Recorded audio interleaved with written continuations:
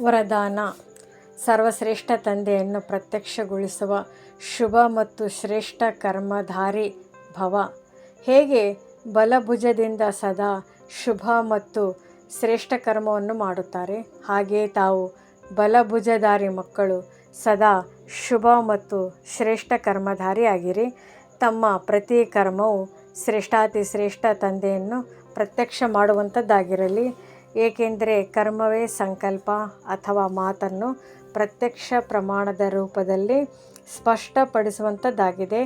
ಕರ್ಮವನ್ನು ಎಲ್ಲರೂ ನೋಡಬಹುದು, ಕರ್ಮದ ಮೂಲಕ ಅನುಭವ ಮಾಡಬಹುದು. ಆದ್ದರಿಂದ ಭಲೆ ಆತ್ಮಿಕ ದೃಷ್ಟಿಯ ಮೂಲಕ, ಭಲೆ ತಮ್ಮ ಖುಷಿಯ ಆತ್ಮೀಯತೆಯ ಚೆಹರೆಯ ಮೂಲಕ ತಂದೆಯನ್ನು ಪ್ರತ್ಯಕ್ಷಗೊಳಿಸಿರಿ.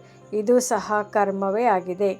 ಸ್ಲೋಗನ್. ಆತ್ಮೀಯತೆಯ ಅರ್ಥವಾಗಿದೆ ನಯನಗಳಲ್ಲಿ ಪವಿತ್ರತೆ, ಹೊಳಪು ಮತ್ತು ಮುಖದಲ್ಲಿ ಪವಿತ್ರತೆಯ ಮುಗುಳ್ನಗೆ ಇರಲಿ.